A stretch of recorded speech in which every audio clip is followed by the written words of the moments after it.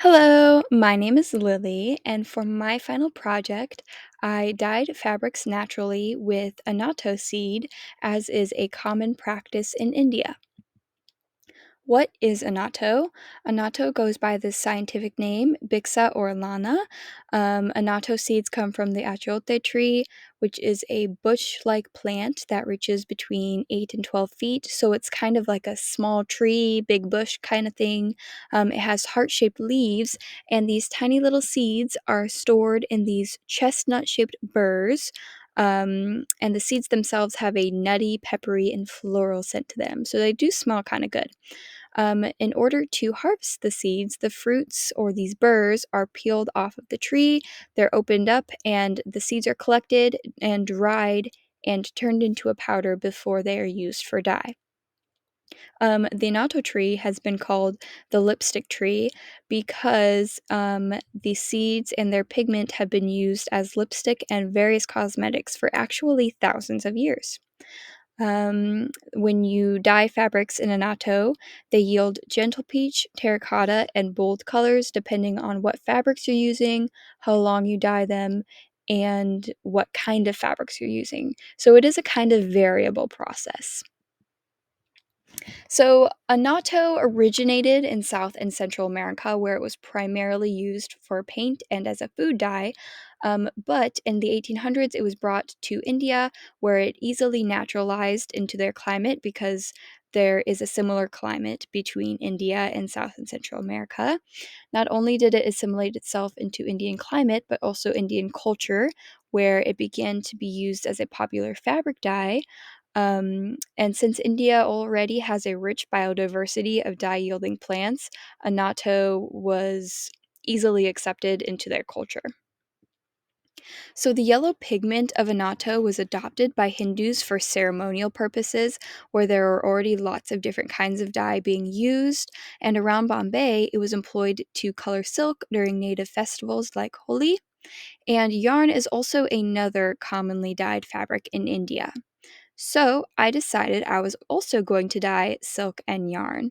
And when you dye fabrics naturally, one thing to keep in mind is that natural dyes don't stick super easily to fabrics, and so something called a mordant is needed.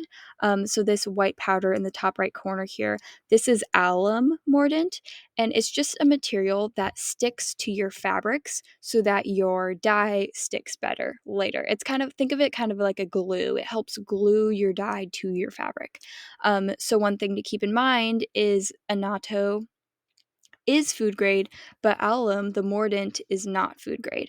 So it was recommended that I buy material or like supplies that I wouldn't later want to use for food, just so that there's no cross contamination going on. So I thrifted everything. I thrifted bowls, tongs, spatula, and a pot to be used for this project. I bought my annatto and my alum mordant from this website called Anini that has a lot of natural dyes and supplies and step-by-step how-tos and little tips and tricks for using natural dye. And so that was a great resource for me throughout this project. That is where I bought my silk scarf. And then I went to Michael's and bought a 100% wool bought some 100% wool yarn because again silk and yarn are often dyed in India. And I also used a blender for this project, but I only blended up my annatto, which is food grade, so I did use my normal kitchen blender for this. So, before I did anything, I needed to weigh my fabric to figure out how much alum I would need and how much annatto I would need. So, I weighed my fabric dry and then calculated the amount of annatto and the amount of alum I would need from there. And I kept them in this table here so that I could refer back to it while I was measuring out all of my supplies. So, before I soak my fabric in my alum to help glue my dye, I first needed to get it wet just so that the alum works better. Anyway, so while my fabric soaked in plain water, I ground up my annatto in a blender, and I did not know you could do this, but I put a mason jar on a blender, which actually worked great because it kept my annatto in a more concentrated area, and it was easier for me to blend it up into a powder.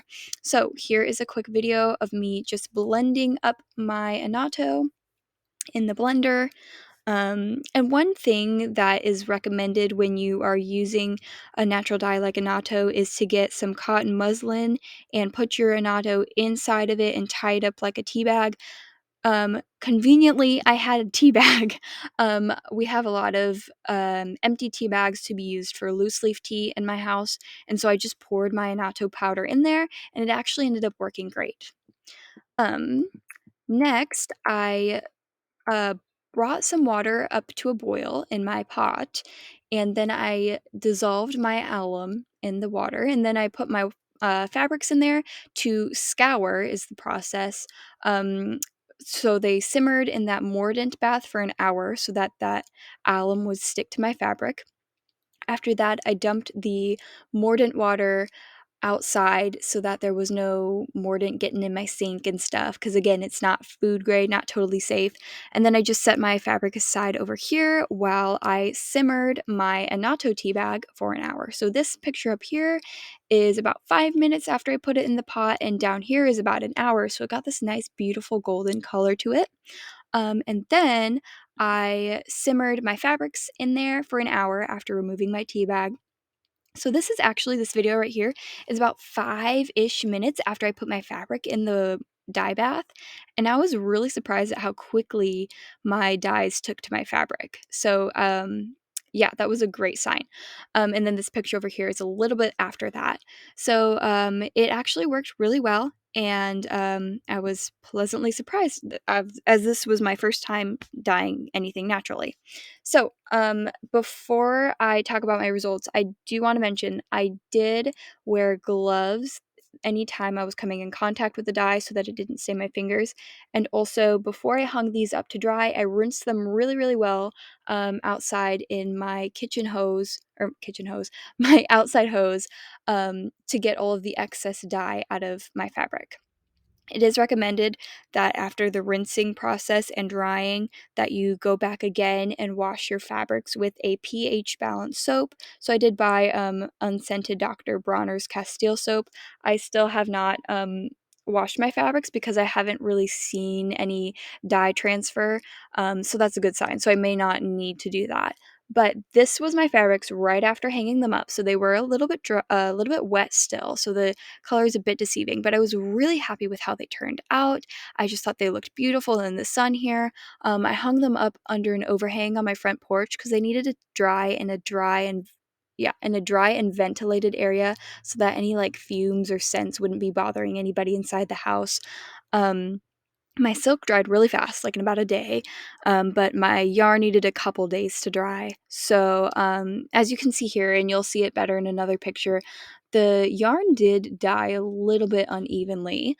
Um, but I think that's just because when it was in the pot, it tended to stick to itself a little bit, and so I had to keep pulling it apart.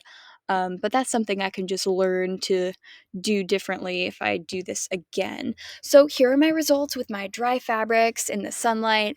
My silk scarf turned out to be this really pretty peach color, and my yarn got this like nice darker golden color. I was just really happy with how they turned out. And again, here you can see the unevenness in the yarn.